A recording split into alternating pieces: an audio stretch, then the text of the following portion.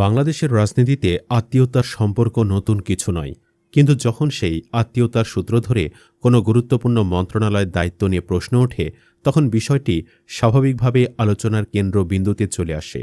বর্তমান বিদ্যুৎ, জ্বালানি ও খনিজ সম্পদ মন্ত্রী ইকবাল হাসান মাহমুদ টুকুকে ঘিরেও ঠিক এমনই আলোচনা চলছে। কারণ পারিবারিকভাবে তার সঙ্গে শেখ পরিবারের আত্মীয়তার সম্পর্ক রয়েছে, আর সেই সঙ্গে সামনে এসেছে তার অতীতের বিদ্যুৎ মন্ত্রণালয় পরিচালনার ইতিহাস। তবে সবকিছু ছাপিয়ে বর্তমানে তিনি সমালোচিত হবার কারণ অবশ্য বর্তমান পরিস্থিতি। তো হাসিনার বেয়াই থেকে টুকু কিভাবে বিএনপির মন্ত্রী হলেন, চলুন একটু ঘাটাঘাটি করা যাক। ইকবাল হাসান মাহমুদ টুকু বাংলাদেশের রাজনীতিতে নতুন কোনো নাম নন। তিনি দীর্ঘদিন ধরেই বিএনপির রাজনীতির সঙ্গে যুক্ত। অতীতে বিএনপির সরকারের সময় তিনি বিদ্যুৎ মন্ত্রণালয়ে দায়িত্ব পালন করেছিলেন। অন্যদিকে প্রকাশ্যে জানা তথ্য অনুযায়ী তার মেয়ের সঙ্গে আওয়ামী লীগের নেতা শেখ সেলিমের ছেলের বিয়ে হয়েছে। সেই সূত্রে দুই পরিবারের মধ্যে বৈবাহিক আত্মীয়তার সম্পর্ক রয়েছে। এই বিষয়টি নতুন নয়, বহু বছর ধরেই পরিচিত। কিন্তু বর্তমানে তিনি আবার বিদ্যুৎ ও জ্বালানি মন্ত্রণালয়ে দায়িত্ব পাওয়ার পর সেই সম্পর্ক নতুন করে আলোচনায় এসেছে। কেউ কেউ তাকে সন্দেহের চোখেও দেখছেন। তিনি বিএনপি সরকারকে বিপাকে ফেলছেন কিনা সেই প্রশ্ন উঠছে। যদিও রাজনৈতিক পরিচয়ের দিক থেকে তিনি দীর্ঘদিন ধরেই বিএনপির নেতা, এ বিষয়ে কোনো দ্বিমত নেই। তবে দলটির নেতা হিসেবে তিনি দলের সুনাম বাড়ানোর থেকে বরাবরই কমিয়েছেন। যেমন ২০০১ থেকে ২০০৬ সাল বাংলাদেশের বিদ্যুৎ খাত ছিল ব্যাপক সংকটের মধ্যে। শহর থেকে গ্রাম সবখানেই দীর্ঘ লোডশেডিং ছিল নিত্যদিনের ঘটনা। শিল্প কারখানার উৎপাদন ব্যাহত হয়েছে, কৃষকরা যে সেচ দিতে সমস্যায় পড়েছেন, সাধারণ মানুষের জীবন হয়ে উঠেছিল দুর্বিষহ। সে সময় দেশের বিভিন্ন এলাকায় বিদ্যুৎ নিয়ে বিক্ষোভ হয়। সবচেয়ে আলোচিত ঘটনাগুলোর একটি ছিল চাঁপাইনবাবগঞ্জের কানসাট আন্দোলন। বিদ্যুতের দাবিতে শুরু হওয়া সেই আন্দোলনে আইনশৃঙ্খলা বাহিনীর গুলিতে কয়েকজন নিহত হন। এরপর ঘটনাটি সারা দেশে ব্যাপক আলোচনার জন্ম দেয় এবং সরকার তীব্র সমালোচনার মুখে পড়ে।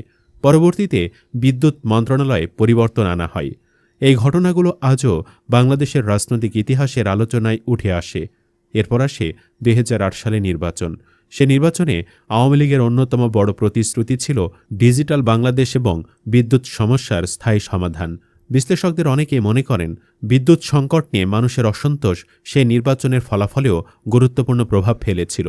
পরবর্তী বছরগুলোতে বিদ্যুৎ উৎপাদন বেড়েছে, তবে সেই সময় দ্রুত বিদ্যুৎ উৎপাদনের জন্য নেওয়া অনেক সিদ্ধান্ত নিয়েও পরে নানা বিতর্ক ও সমালোচনা তৈরি হয়।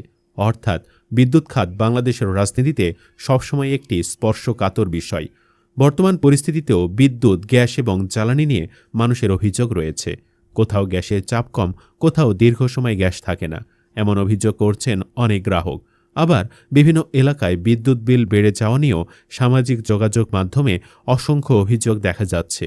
যদিও সংশ্লিষ্ট সংস্থাগুলো বিভিন্ন সময় বলেছে, অনেক ক্ষেত্রে মিটার রিডিং, বিলিং পদ্ধতি বা কারিগরি কারণে এসব সমস্যা হতে পারে। তবুও সাধারণ মানুষের প্রশ্ন, যদি সমস্যা থাকে তাহলে তা দ্রুত সমাধান কোথায়? এই অবস্থায় সমালোচকদের একটি অংশ বলছেন, বিদ্যুৎ ও জ্বালানি মন্ত্রণালয়ের মতো গুরুত্বপূর্ণ দপ্তরে এমন একজনকে দায়িত্ব দেওয়া হয়েছে যিনি অতীতেও একই মন্ত্রণালয়ের দায়িত্ব পালন করেছেন এবং সেই সময়ের অভিজ্ঞতা নিয়ে এখনও বিতর্ক রয়েছে। সামাজিক যোগাযোগ মাধ্যমে বিষয়টি নিয়ে চলছে ব্যাপক আলোচনা। অনেক নেটিজেন প্রশ্ন তুলছেন, বিদ্যুৎ ও জ্বালানি মন্ত্রণালয়ের মতো এত গুরুত্বপূর্ণ দায়িত্ব এমন একজনের হাতে কেন দেওয়া হলো, যিনি অতীতেও একই মন্ত্রণালয়ে দায়িত্ব পালন করেছিলেন এবং সে সময় বিদ্যুৎ সংকট নিয়ে ব্যাপক সমালোচনার মুখে পড়েছিলেন। কেউ কেউ আরও দাবি করছেন, বিএনপি সরকার অতীতের একটি বিতর্কিত অধ্যায় থেকে যথেষ্ট শিক্ষা নেয়নি।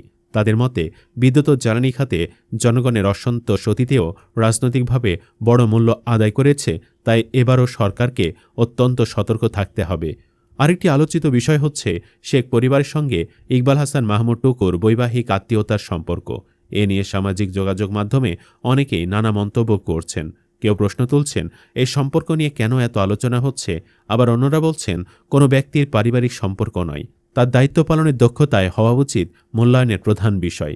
এছাড়া কিছু নেটিজেনদের অভিযোগ, সাম্প্রতিক সময়ে গ্যাস সংকট, কিছু এলাকায় লোডশেডিং এবং অস্বাভাবিক বিদ্যুৎ বিল নিয়ে মানুষের ক্ষোভ বাড়ছে। তবে এসব সমস্যার কারণ ও সমাধান নিয়ে সরকার এবং সংশ্লিষ্ট সংস্থাগুলোর বক্তব্য বিবেচনায় নেওয়া প্রয়োজন। বন্ধুরা, আপনাদের কী অবস্থা? বিগত কয়েক মাসের তুলনায় সাম্প্রতিক সময়ে বিল কেমন আসছে জানাতে পারেন কমেন্টে। ধন্যবাদ।